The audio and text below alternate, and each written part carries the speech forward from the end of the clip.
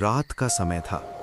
रिमझिम बारिश हो रही थी और हवा में एक अजीब सा सन्नाटा पसरा हुआ था।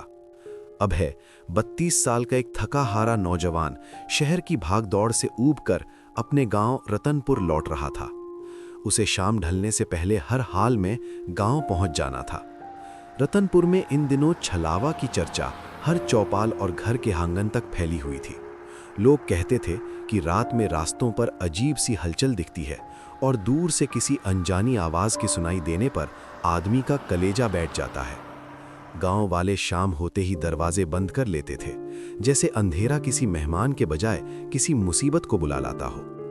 अभय जिस बस में बैठा था वो इतनी खटारा थी कि चलने से ज़्यादा किसी खतरे की आहट देती थी। थोड़ी सी दूरी तय करते ही वो जोर का झटका खाकर ऐसे रुकती मानो अपनी आखिरी सांसें गिन रही हो। क्या बदकिस्मती है, लगता है ये बस तो हमें रात भर ऐसे ही घिसटती रहेगी। अभय ने खिड़की से बाहर झांका तो देखा कि रास्ता आगे बढ़ते बढ़ते और भी घने जंगल में बदलता जा रहा है। रात अब पूरी तरह गहरी हो चुकी थी और बस अभी भी गांव से करीब 10 किलोमीटर दूर थी। 7 साल बाद अभय अपने गांव लौट रहा था, लेकिन वहां क्या क्या बदल चुका है इससे वो बिल्कुल अनजान था। बस के भीतर सन्नाटा पसरा था। कुछ यात्री नींद में थे तो कुछ धीमी आवाज में बातचीत कर रहे थे। तभी अचानक बस झटके से रुक गई। दरवाजा चरमराया और एक बूढ़ा आदमी भीतर आया। उसका चेहरा गहरी झुर्रियों से भरा था, आंखें अजीब सी गहरी और बेचैन करने वाली। गले में रुद्राक्ष की माला थी और हाथ में एक पुराना झोला जिसमें रुद्राक्ष की कई मालाएं थीं। रुद्राक्ष ले लो भक्तों, रुद्राक्ष, रुद्राक्ष ले लो भक्तों, रुद्राक्ष। यात्री उस बूढ़े को ऐसी अनदेखी कर रहे थे जैसे वो कोई साधारण थका हारा मुसाफिर हो। अभय ने भी चेहरा खिड़की की ओर मोड़ लिया, लेकिन वो बूढ़ा सीधे उसके पास आकर रुक गया। उसकी आंखें अभय पर ऐसे टिक गईं मानो वो बिना बोले ही उसकी मनःस्थिति समझ लेना चाहता हो। अभय ने हल्की हैरानी के साथ बूढ़े व्यक्ति की ओर देखा। ले लो बेटा, ये सिर्फ माला नहीं, बचाव है। रात जितनी दिखती है उससे कहीं ज्यादा भटकी हुई है। खाली गले से जंगल मत पार करना। आजकल वहां कुछ ऐसा जागा है जो इंसानी कदम पहचान लेता है। ले लो भक्तों, कीमत नहीं, जरूरत समझकर ले लो, क्योंकि आज की रात हर किसी की सलामत नहीं होती। बूढ़े ने अपने झोले में हाथ डाला और एक रुद्राक्ष निकालकर चुपचाप अभय की हथेली पर रख दिया। रुद्राक्ष से अजीब सी गर्माहट उठ रही थी, मानो वो किसी अनदेखी धड़कन के साथ जीवित हो। रख ले बेटा, आज की रात खाली हाथ चलना ठीक नहीं। जो दिखता है वो सच नहीं होता, और जो सच है वो पहले ही संकेत दे देता है। तुझे कुछ समझ नहीं आएगा अभी, बस इतना जान ले, इस रुद्राक्ष की जरूरत तुझे बहुत जल्दी पड़ने वाली है। बूढ़े की आवाज में ऐसा दबा छुपा रहस्य था कि अभय की धड़कन अनायास तेज हो गई। उसने रुद्राक्ष को सावधानी से जेब में रख लिया। 11 बजते ही बस रतनपुर चौराहे पर रुकी। जगह बिल्कुल उजाड़ थी, न कोई रिक्शा न कोई सवारी। अपने घर तक पहुंचने के लिए अभय को अब 3 किलोमीटर का सुनसान रास्ता तय करना था, जो जंगल के बीच से होकर जाता था। रतनपुर का रास्ता कच्चा था और नम मिट्टी की गंध से भरा पड़ा था, और उसके दोनों ओर पेड़ ऐसे खड़े थे जैसे अंधेरे में किसी अदृश्य पहरेदारी में मुस्तैद हों। हवा ठंडी थी, फिर भी अभय की पीठ पर पसीना रेंग रहा था। जंगल के सन्नाटे में चलते हुए अभय बेमन से खुद से बातें कर रहा था। चल अभय, बस 2-3 किलोमीटर ही तो है। रात भी क्या खराब चुनी है तूने घर आने के लिए। ये रास्ता भी मानो मजे ले रहा हो मुझे पैदल घसीटने का। चल चलते रहे, पहुंच ही जाएगा। जब अचानक उसकी रीढ़ में एक अजीब सी सिहरन दौड़ गई, मानो किसी की नजर उसके पीछे अटकी हो। वो झट से मुड़ा, पर अंधेरे में बस पेड़ों की लंबी कणपटी आकृतियां हवा के झोंकों के साथ हिलती दिखाई दीं। आसपास इंसान का कोई निशान तक नहीं था। कौन है वहां? अगर कोई हो तो सामने आकर बात करो, छुपकर पीछा क्यों कर रहे हो? देखो, मैं जानता हूं कि कोई है। कौन है वहां? सामने आओ। कोई जवाब तो नहीं मिला, लेकिन हवा में अचानक एक बर्फ सी ठंडक तैर गई। अभय ने घबराकर जेब टटोली और रुद्राक्ष को छुआ। वही अजीब गर्माहट फिर से उसकी उंगलियों में धड़क उठी। उसने बिना सोचे रुद्राक्ष गले में डाल लिया और कदम तेज कर दिए। तभी पेड़ों के साए के बीच से एक काली आकृति उभरने लगी, मानो इंसान जैसी, पर उसका चेहरा धुएं की तरह धुंधला था। उसकी आंखें लाल अंगारों की तरह चमक रही थीं और वो सीधे अभय की ओर बढ़ रही थी। ये कैसी ठंड है अचानक? और ये आकृति, क्या तुम इंसान हो? कुछ बोलो, मुझसे दूरी बनाकर रखो, मैं चेतावनी दे रहा हूं। अभय ने दौड़ते हुए घर का दरवाजा खटखटाया। अंदर से कोई हलचल नहीं हुई। अभय ने बेचैनी में दरवाजे पर जोर से दस्तक दी, पर सामने वही गहरा सन्नाटा पसरा रहा। पिताजी, जल्दी दरवाजा खोलिए पिताजी, मैं हूं अभय, बाहर ठीक नहीं है, दरवाजा खोलिए। वो पल भर को ठिठक ही गया था कि भीतर से उसके पिताजी की कामती धरी हुई आवाज सुनाई दी। यहां से चला जा, दूर रह। मैं कैसे मानूं कि तू ही मेरा अभय है? इस वक्त कौन दरवाजा खटखटाता है? बता, तू असल में कौन है? पिताजी, मैं सच में आपका बेटा हूं, जल्दी खोलिए, कोई मेरा पीछा कर रहा है। उसने देखा कि घर की सारी खिड़कियां कसकर बंद थीं और अंदर से जरा सी रोशनी भी बाहर नहीं आ रही थी। वो चिंतित होकर और पास झुका ही था कि अचानक फिर वही रहस्यमयी फुसफुसाहट उसके कानों में रेंगती हुई उतर गई। अभय ने हड़बड़ाकर पीछे देखा तो वही काली आकृति थोड़ी दूरी पर खड़ी थी, लेकिन इस बार उसका रूप कहीं अधिक भयावह था। उसके चेहरे के सड़े हुए टुकड़े अंधेरे में लटकते नजर आ रहे थे। आंखों की जगह गहरी खाली गुफाएं थीं और उसके मुंह से काले धुएं की लहरें सरकती हुई बाहर निकल रही थीं। ये दृश्य देखते ही अभय की सांस अटक गई।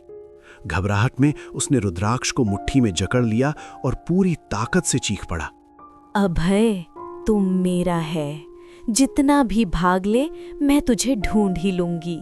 तेरी हर सांस, हर कदम मुझे सुनाई देता है।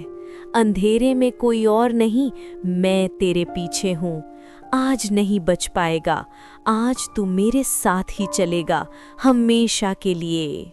सुन ले, मेरे हाथ में रुद्राक्ष है, तू मुझे छू भी नहीं पाएगी। जितना करीब आएगी उतना जल जाएगी, समझी? रुद्राक्ष तेरी रक्षा नहीं करेगा अभय, तू मेरा है। चाहे जितना चिल्ला ले, आज तू मुझसे नहीं बचेगा। उस प्रेत की विकृत हंसी ऐसी गूंजी कि पूरे जंगल का सन्नाटा कांप उठा। अभय का पूरा शरीर भय से थरथरा रहा था। उसने कांपते हाथों से दरवाजे पर दोबारा जोर से दस्तक दी। माँ, मैं हूं अभय, दरवाजा खोलो, मेरी आवाज पहचानो। नहीं, तू मेरा अभय नहीं है। छलावा भी इंसान की आवाज बना लेता है। मैं दरवाजा नहीं खोलूंगी, दूर रह। मेरे बेटे की आवाज ऐसी नहीं होती। माँ, डरो मत, मैं ही हूं, तुम्हारा बेटा। कृपया दरवाजा खोल दो, बाहर बहुत अंधेरा है। अभय की हिम्मत अब टूटने लगी थी। उसे लगने लगा कि अगर वो दरवाजे के बाहर ही फंसा रहा तो वो भयावह परछाई उसे जीवित नहीं छोड़ेगी। घर वाले भी शायद उसे किसी छलावे का रूप समझकर दरवाजा खोलने की हिम्मत नहीं जुटा पा रहे थे। नहीं नहीं, मैं यहाँ ज्यादा देर नहीं रुक सकता, वो चीज मुझे मार देगी। अगर घर वाले मुझे पहचान भी नहीं रहे तो मुझे कहीं और बचाव ढूंढना होगा। तभी उसके मन में अचानक दादाजी की पुरानी बताई हुई एक बात चमक उठी। गांव के बीचों बीच एक प्राचीन शिव मंदिर है जहां एक पुराना शिवलिंग स्थापित है और कहा जाता है कि किसी भी दुष्ट प्रेत के लिए उस स्थान के पास तक जाना वर्जित है। दादाजी कहते थे, शिव मंदिर, हाँ, वही एक जगह है जो किसी भी प्रेत को पास नहीं आने देती। बस मुझे किसी तरह वहां पहुंच जाना होगा, वरना आज मैं बचने वाला नहीं हूं। अभय ने हिम्मत जुटाई और तेजी से भागना शुरू किया, परछाई भी उसके पीछे उसी रफ्तार से चल पड़ी। जंगल के रास्ते में पेड़ों की टहनियां उसके चेहरे को खरोंच रही थीं। अभय अब तक इसलिए बचा हुआ था क्योंकि रुद्राक्ष उसके गले में था। हवा में प्रेत की हंसी गूंज रही थी, जैसे अंधेरा खुद उसे डराने पर उतारू हो। अभय की सांसें तेज हो रही थीं। उसे लग रहा था जैसे कोई उसे पीछे की तरफ खींच रहा हो। किसी तरह खुद को संभालते हुए वो मंदिर के दरवाजे तक पहुंचा और वहीं गिरकर बेहोश हो गया। थोड़ी देर बाद जब उसे होश आया तो उसने देखा कि उसके पास मंदिर के पुजारी बैठे थे। डर मत बेटा, धीरे धीरे बोल, तू अभी सुरक्षित है। पुजारी जी, वो मैं ठीक से बता भी नहीं पा रहा। कुछ था, कोई परछाई, आधा दिखता था आधा गायब होता था। बस आंखें भयानक, जैसे मुझे खींच रही हो। मैं भाग रहा था पर लग रहा था कि वो मेरे बिल्कुल पीछे हैं। मैं कुछ समझ नहीं पा रहा, क्या वो सच में प्रेत था? जो भी तेरे पीछे था यहां तक नहीं आ सकता। ले, मैं तेरे शरीर पर भस्म लगा रहा हूं। ये तुझे हर दुष्ट शक्ति से बचाएगी। अब तुझे कोई भी प्रेत छू भी नहीं पाएगा। अपने मन को शांत कर और मेरे साथ भगवान का नाम ले। अभय पुजारी बाबा के साथ धीरे धीरे मंदिर से बाहर निकला। पुजारी उसे सहारा देते हुए उसके घर के दरवाजे तक ले आया। वहां पहुंचकर उन्होंने दरवाजा खटखटाया, लेकिन अंदर से किसी की भी आवाज नहीं आई, जैसे घर पूरा डर के साए में जम गया हो। दरवाजा खोलो, अभय को सहारा चाहिए। डर मत, तुम्हारा बेटा सुरक्षित है। दरवाजा खोलो। अभय को संभाल लेना, बहुत घबराया हुआ है। काल उसका क्या करे जो भक्त हो महाकाल का। पुजारी की पुकार सुनते ही घर के भीतर हलचल हुई और धीरे से दरवाजा खुला। बाहर अधेड़ उम्र के बुजुर्ग दंपत्ति आए, अभय के माता पिता, जिनके चेहरों पर घबराहट अब भी साफ झलक रही थी। अभय, तू अकेला बाहर कैसे खड़ा है? जल्दी अंदर आ जा। आओ बेटा, बाहर मत ठहर, रात ठीक नहीं है। तू भीतर आ जा, मेरा दिल घबरा रहा है। दरवाजा खुलते ही अभय की मां ने घबराहट में उसका हाथ पकड़ लिया और झटके से उसे भीतर खींचकर दरवाजा तुरंत बंद कर दिया। माँ, आपने इतना घबराकर दरवाजा क्यों बंद किया? बाहर सच में पुजारी बाबा खड़े थे। उन्होंने ही मुझे यहाँ तक छोड़ा है। वो भी उस छलावे से डर रहे होंगे ना? और माँ, उन्होंने ही छलावे से मेरी जान बचाई है, मेरी मदद की है। अभय, क्या कह रहा है तू? बाहर पुजारी बाबा? ये कैसे हो सकता है? उनकी तो 3 साल पहले रहस्यमयी मौत हुई थी। मैं झूठ क्यों बोलूंगा माँ? वो मेरे बिल्कुल पास खड़े थे। उन्होंने ही कहा कि जल्दी अंदर जाना। बेटा, तू मुझे डरा रहा है। वो अगर बाहर थे तो मैं उन्हें क्यों नहीं देख पाई? माँ, ये कैसे हो सकता है? मैं अभी अभी उनके साथ आया हूँ। उन्होंने ही मुझे उस छलावे से बचाया। अगर पुजारी बाबा 3 साल पहले मर चुके थे तो मेरे साथ कौन चल रहा था? और माँ, मैं तो रास्ते भर उनसे बातें करता आया हूँ। मुझे तो लगा था कि वो सच में मेरे साथ चल रहे हैं। अभय, मैं खुद समझ नहीं पा रही हूँ, लेकिन बेटा, तो बाहर जिसको देख रहा था वो इंसान नहीं हो सकता। मैं तो बस तेरी आवाज़ सुनी थी, वहाँ कोई दिखाई ही नहीं दे रहा था। और अगर उसने वाकई तेरी जान बचाई है तो बेटा, वो ज़रूर महादेव की कृपा रही होगी। मां की बात सुनते ही अभय के भीतर जैसे किसी ने जमीन खींच ली हो। उसका दिमाग सुन्न पड़ गया। वो यकीन ही नहीं कर पा रहा था कि अभी अभी जिसके साथ वो चल कर आया वो तो 2 साल पहले मर चुका था। बेटा, इस गांव में छलावा का आतंक है। वो किसी का भी रूप ले लेता है और दूसरे दिन उसकी लाश जंगल में मिलती है। माँ, जब मैंने पहली बार दरवाजा खटखटाया था तब आपने दरवाजा क्यों नहीं खोला? और जब मैंने दूसरी बार खटखटाया तब आपने अचानक खोल दिया। पहली बार जब तुमने दरवाज़ा खटखटाया था, मैं बहुत डर गई थी। मुझे लगा कहीं तुम भी उसी छलावे का भेष न हो, इसलिए मैंने दरवाज़ा नहीं खोला। गांव वालों ने एक संकेत तय किया है, जो भी रात में किसी के घर आएगा उसे ये वाक्य बोलना होगा, काल उसका क्या करे जो भक्त हो महाकाल का। जब तक कोई ये नहीं बोलता हम दरवाज़ा नहीं खोलते। दूसरी बार जब पुजारी बाबा ने यही संकेत बोला तभी मुझे भरोसा हुआ कि बाहर गांव का ही कोई आदमी है और मैंने दरवाज़ा खोल दिया।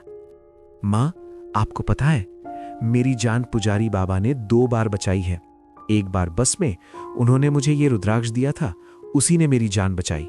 और दूसरी बार आज जब छलावा मुझे पकड़ लेता तभी बाबा ने मुझे अपनी ओर खींच लिया। शुक्र है भगवान का बेटा, तुम्हें कुछ नहीं हुआ, वरना न जाने क्या हो जाता।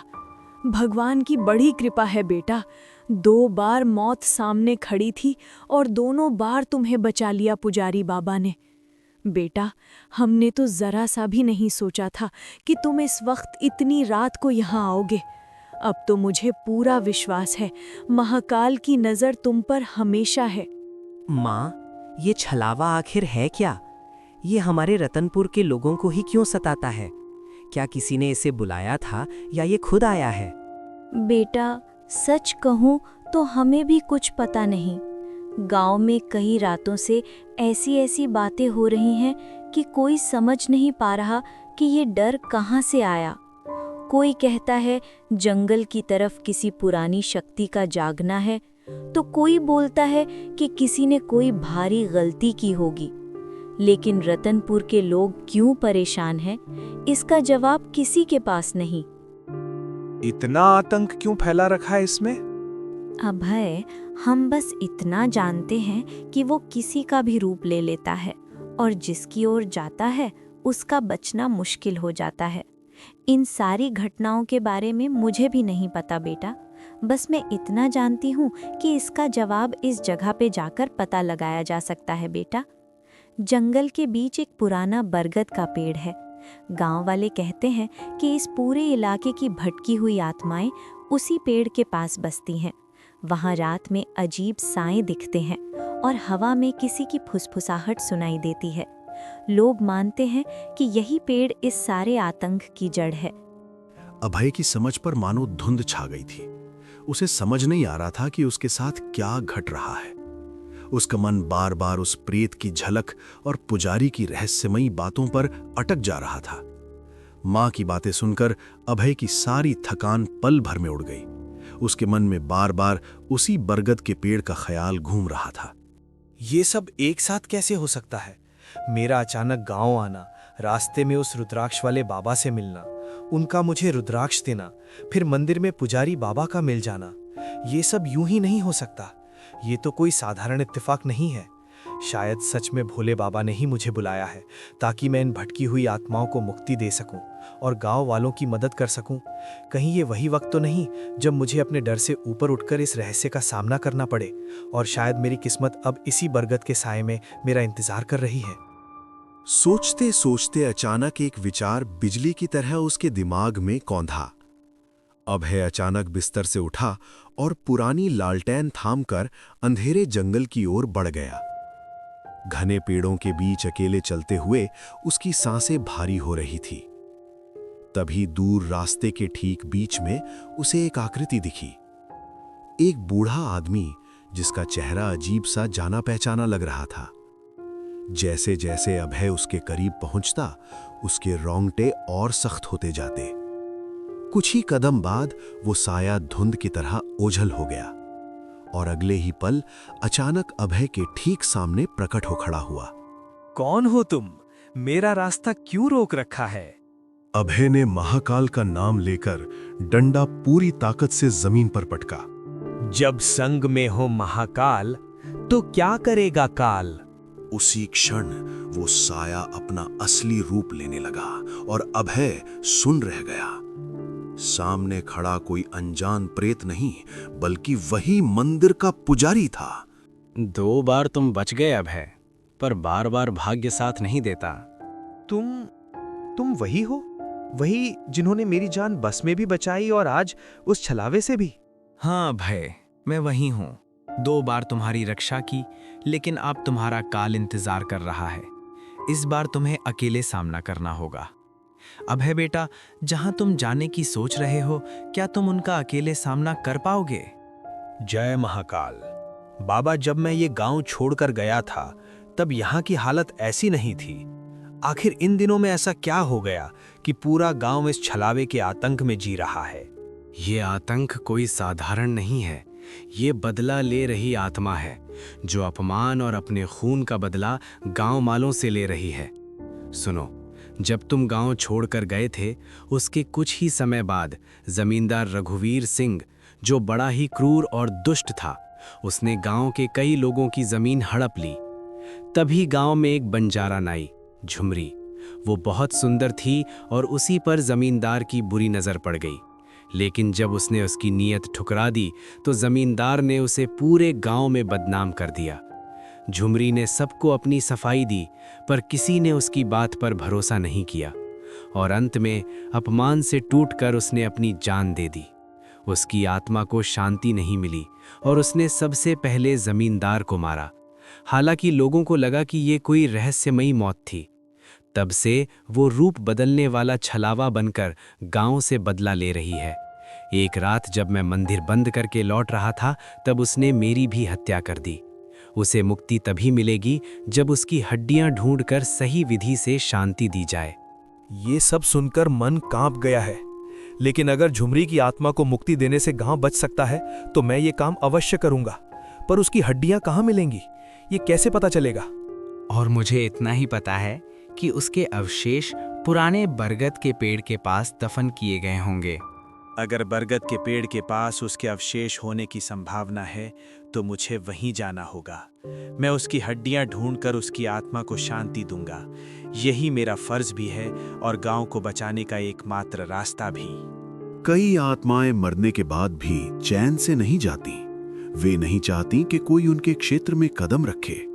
लेकिन आज की रात अभय ने वही भूल कर दी जिसकी सजा शब्दों में नहीं, सीधी मौत होती है। रात के करीब 2 बज रहे थे। पूरा गांव गहरी नींद में डूबा था और अभय अकेला एक पुरानी लालटेन वो डंडा उठाए उस बरगद के पेड़ की ओर बढ़ रहा था जहां आज तक कोई नहीं गया। अगर बरगद के पेड़ के पास उसके अवशेष होने की संभावना है तो मुझे वहीं जाना होगा। मैं उसकी हड्डियां ढूंढकर उसकी आत्मा को शांति दूंगा। यही मेरा फर्ज भी है और गांव को बचाने का एकमात्र रास्ता भी। कुछ देर की खामोश यात्राओं के बाद वो आखिर उस अपशकुनी बरगद के नीचे पहुंच गया। लेकिन वो आत्मा शांति नहीं, सिर्फ बधिया चाहती थी। अचानक उसकी विकराल छाया हवा में लहराई और सीधे अभय की ओर झपटने लगी।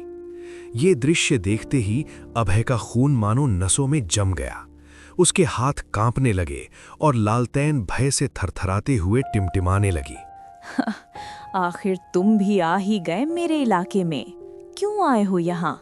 मौत ढूंढने या उसी अंजाम तक पहुँचने जहाँ मैंने बाकी सबको पहुँचाया है? मैं यहाँ मौत ढूंढने नहीं आया, मैं तुम्हें मुक्ति देने आया हूँ।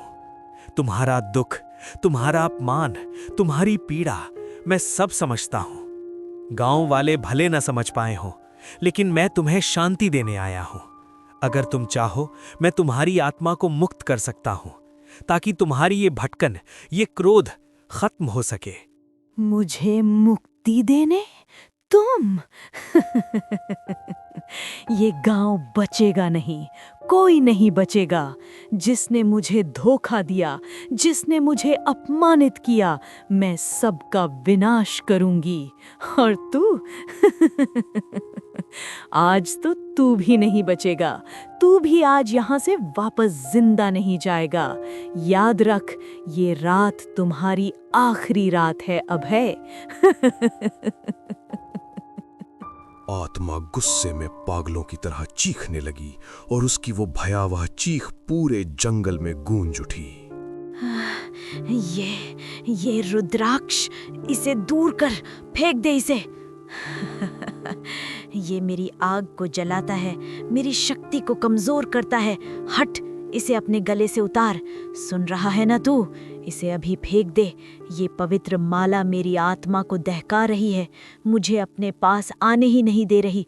अगर थोड़ा भी जीना चाहता है तो इस रुद्राक्ष को तुरंत फेंक दे, वरना मैं तेरे शरीर को चीर कर रख दूंगी। डर के मारे अभय लड़खड़ाकर जमीन पर गिर पड़ा। उसी झटके में उसके गले की रुद्राक्ष माला टूटकर दूर जाकर गिर गई। अगले ही पल वो प्रेत बिजली सी गति से उसके पास आ पहुंचा और उसे पकड़कर जोर से हवा में उछाल दिया। अभय जा गिरा ठीक उसी जगह जहां झुमरी की लाश कभी फेंकी गई थी और उसके बचे हुए कंकाल अब भी पड़े थे। घबराहट में अभय फौरन उछलकर खड़ा हो गया। अभय घबराहट में कांप रहा था। उसके पास अब सिर्फ लालटेन ही बची थी। आज तो मेरी मौत तय है। मेरी माला भी पता नहीं कहां गिर गई। अब मुझे कौन बचाएगा? वो रुद्राक्ष की माला को इधर उधर पागलों की तरह खोज रहा था कि तभी उसकी नजर पास पड़ी बिखरी हुई हड्डियों पर जा टिकी और वो तुरंत समझ गया कि ये उसी प्रेत के अवशेष हड्डियां हैं। लालटेन अभी भी उसके हाथ में जल रही थी और अचानक आई हिम्मत के सहारे उसने वो लालटेन सीधी उन हड्डियों पर फेंक दी। पलक झपकते ही हड्डियां आग पकड़कर राख में बदल गईं और उसी के साथ झुमरी की व्याकुल आत्मा को शांति मिल गई। गांव की कई भटकी आत्माएं भी मुक्त हो गईं। भय और थकान से टूटा अभय वहीं बेहोश होकर गिर पड़ा। उधर रात बीतते बीतते अभय की मां को पता चला कि वो घर पर नहीं है, तो सुबह होते ही उसके माता पिता गांव वालों को साथ लेकर जंगल में उसकी तलाश में निकल पड़े। काफी देर खोजने के बाद वे उस बरगद के पेड़ तक पहुंचे और दहशत में भर गए। अभय वहीं मिट्टी में लटपट बेहोश पड़ा था।